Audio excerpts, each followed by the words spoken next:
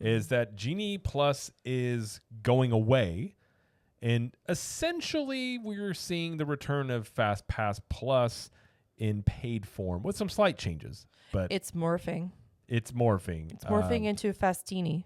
I don't like that which name. is Fast Pass Plus and Genie morphed together. It sounds like Fastini. That sounds like a pasta dish. It sounds like a delicious drink, a Fastini. Jared doesn't like it, but that's what I've been calling it. I do not like it. Anyway,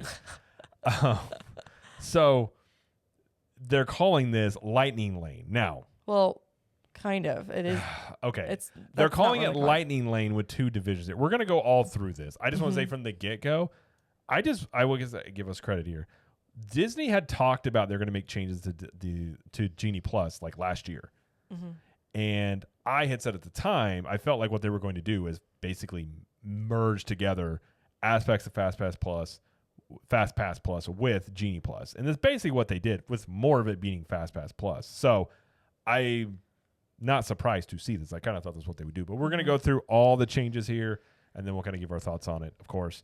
And there's a lot of questions about this. We had some questions in the Club 32 that gives us an idea of maybe what people are looking at. So we'll break all this down. So again, like we said, Genie Plus is going away. This is all, by the way, starting July 24th is when this starts. So Genie Plus. You want me to do this part, or are you going? I'll just read this first part and then you can go. So all Genie Plus will now be called Lightning Lane Multipass, and individual Lightning Lane is now Lightning Lane Single Pass. I hate the branding still. Mm-hmm. It's better, I think, than Genie Plus and individual Lightning Lane, but now it's just Lightning Lane and Multipass is essentially the Fast Pass, and then the Single Pass is Lightning Lane. I still don't understand the branding of this, and I think it's confusing, but I digress. So I will just say off the bat, branding, still terrible, but that's what it is called now. So yes. Let's go through. Jamie's going to walk through the details because she took a bunch of notes on this. I did.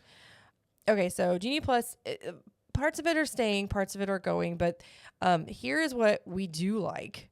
So guests with resort reservations, so people staying at Disney-owned hotels, Shades of Green, Swan and Dolphin, Swan Reserve, can make their multi-pass reservations or multi-pass selections up to 7 days in advance for their entire stay, up to 14 days at 7 a.m. on that 7-day advance.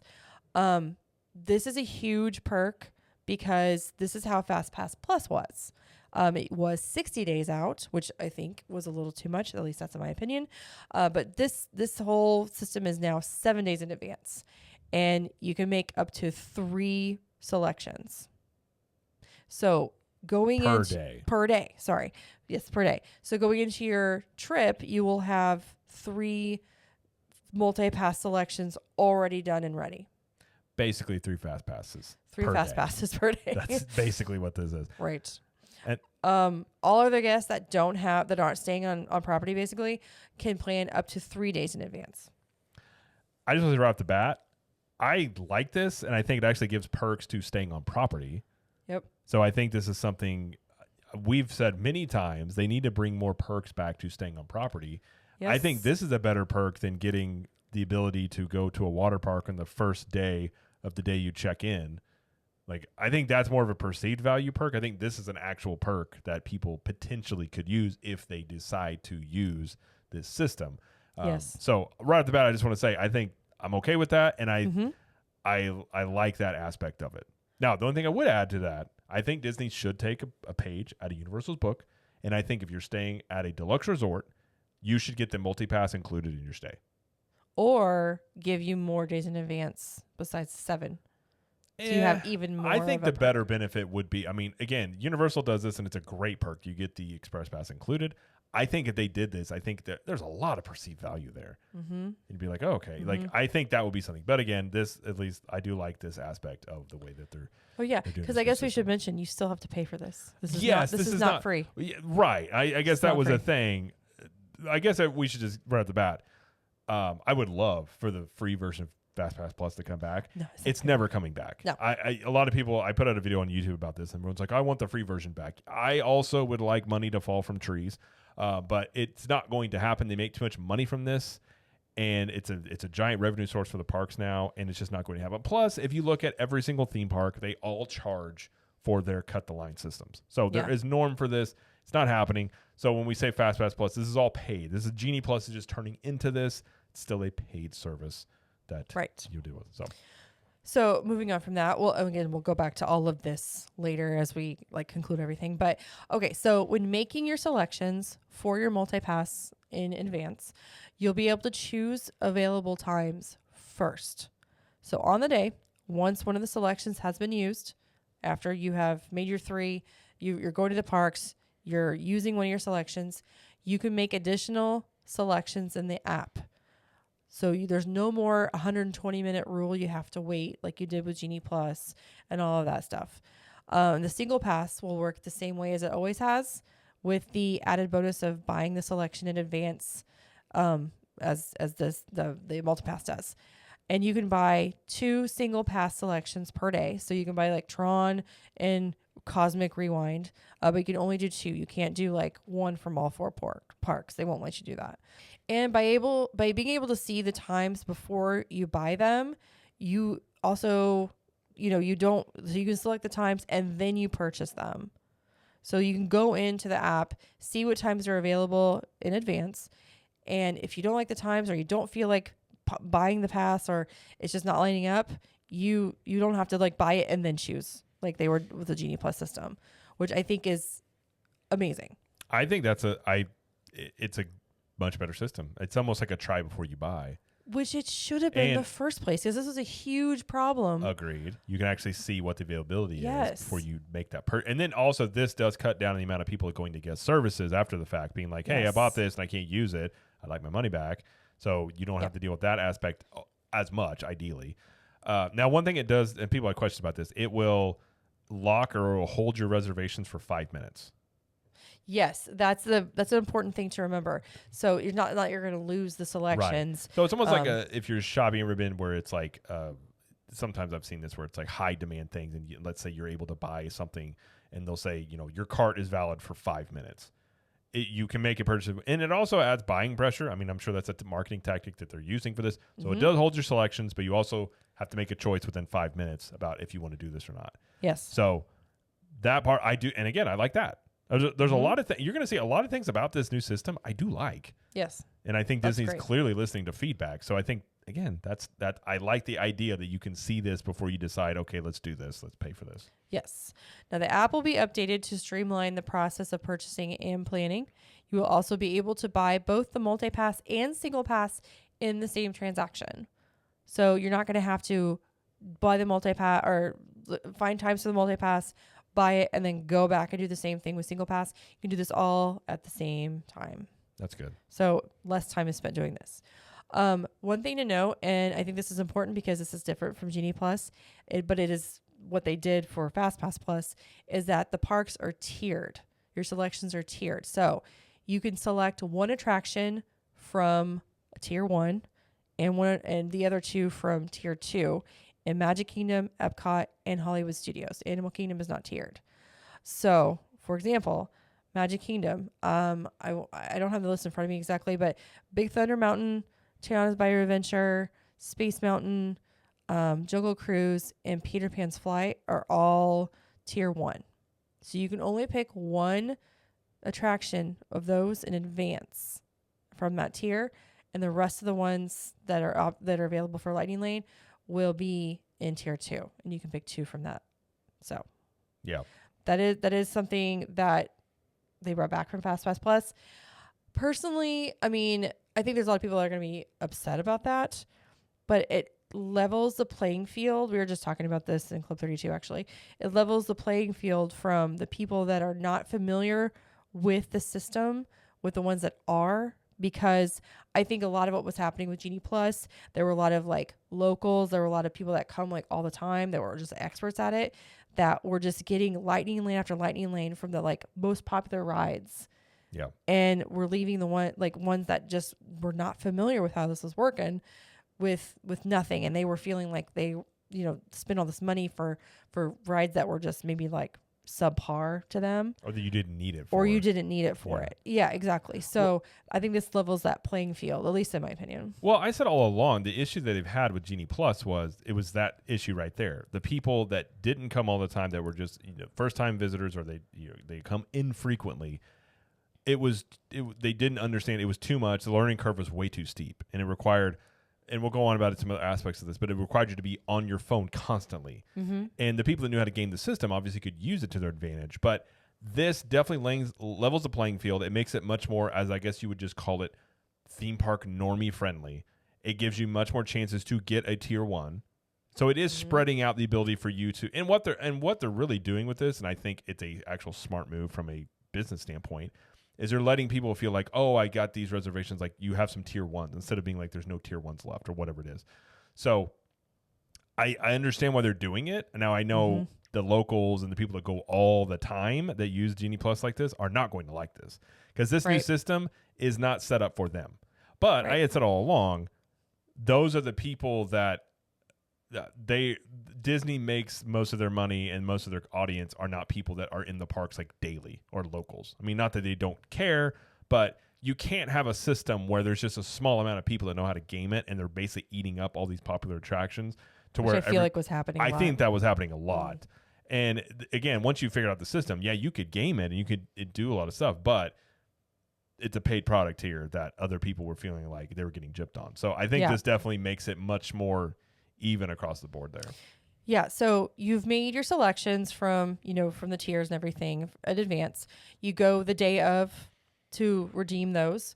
Let's say you're in Magic Kingdom. You've got a 9 a.m., an 11 a.m., and a 1 a.m. for 3 different rides.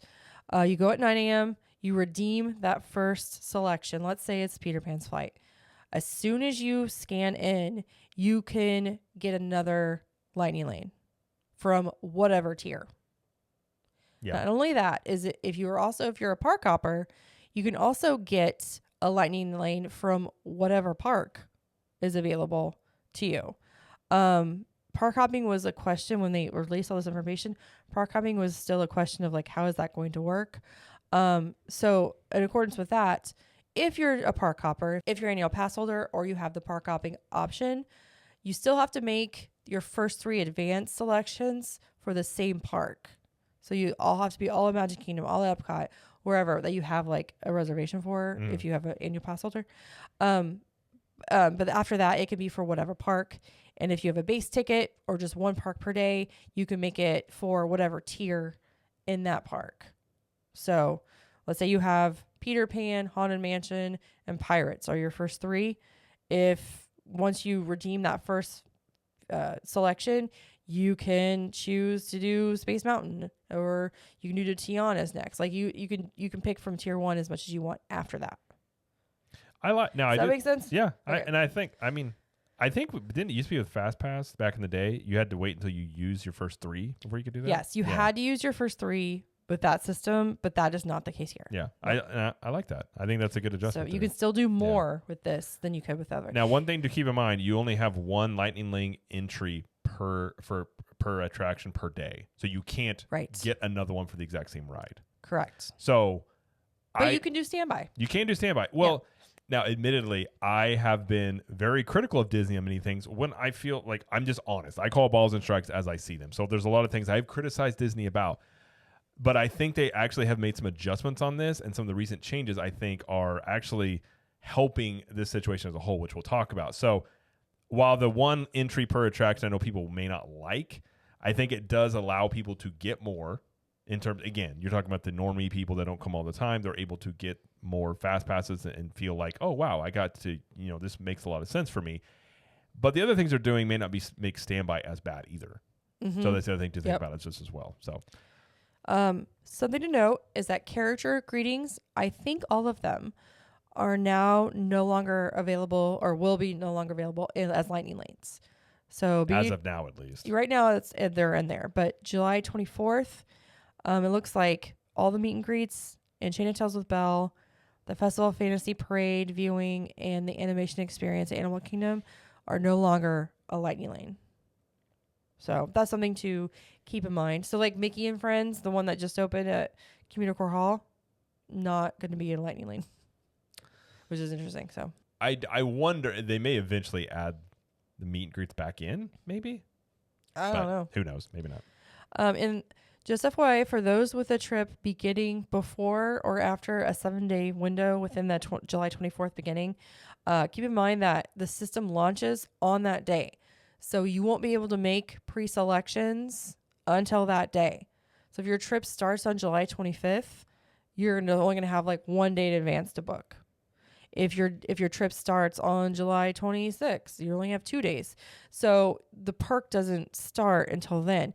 Now, if you have a trip starting on July 23rd, you're going to have the Genie Plus system that first day. And then you're going to wake up the next day and be able to make advanced reservations for the rest of your trip. And that's going to be weird for you. I have a feeling that's not going to go off flawlessly. I don't know. Disney doesn't have a history of these things going really well in transitions, so we'll see. Yeah, but I have a feeling that day weird. is going to be... I'm It's not gonna going to be be surprised if it doesn't really work too well, but It's going to be crazy. We'll see. Something else that's kind of disappointing, and I wasn't aware of this until just recently today. International guests will not be able to utilize the advanced booking days, and you have to wait until you're actually in the U.S. to be able to book your lightning lanes. This was confirmed by multiple sources, and frankly, it sucks, and I hate it. Yeah, people we know in Club 32 as well. I don't think that's okay. I think they need to figure that out. This is surely this is going to change. Yeah. I just can't imagine this is something that, because again, with FastPass Plus, you could do this stuff. Yeah. So I don't know if it's maybe something that once it is online and it does. I don't know. Either way, they have got to make that change, because that seems very odd, to put it that way. I don't imagine the feedback they're going to get if they're going to keep that in place. And I don't know what would limit them and why they would do that. I don't know. We're talking about our friend Shannon from Club 32. She said that she was able to buy Genie Plus in Canada and would like at 7 a.m. Yeah. Or before that, or 6:30, whatever it was. And then she made her, Genie Plus reservations like once at 7 a.m. or whatever. So she bought it early in Canada. Yeah. But they can't do it here? That doesn't make sense to me. Surely that's going to change. I hope so. That's like the main thing when I heard about this. I was like, okay, don't like that. But I guess overall we can give our thoughts about what we think about this as a whole. Yeah.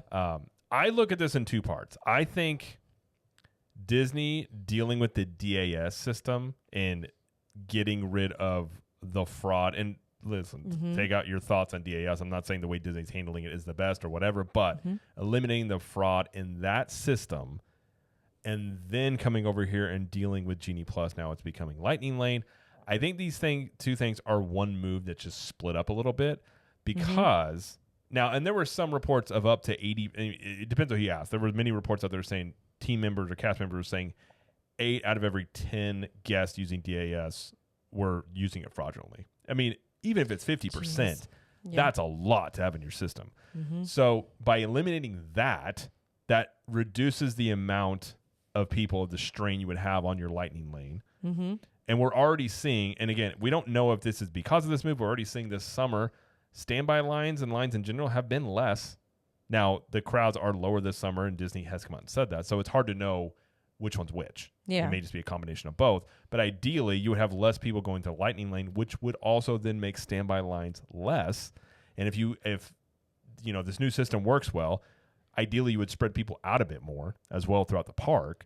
So very well, like we were saying, you may only do one, Lightning Lane per attraction, but if the standby lines aren't as bad because they don't have as much DAS fraud, and you have the Lightning Lanes working ideally or better, your standby wait won't be as bad, ideally. So I think that's part of this move here.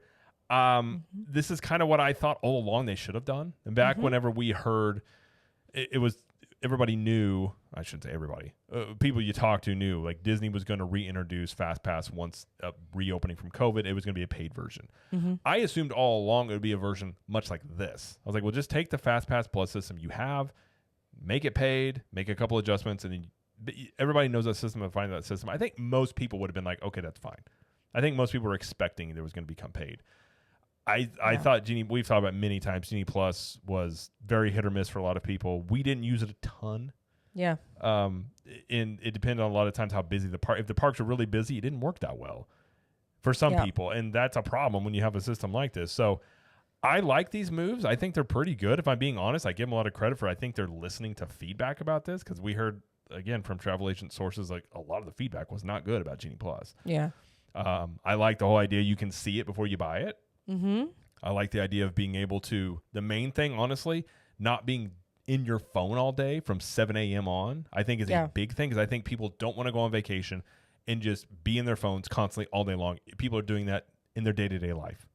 You'd like to get away from that. So idea you can do these ahead of time is it gives you back that whole thing of like, oh, the trip starts a little bit early. You kind of make your selections.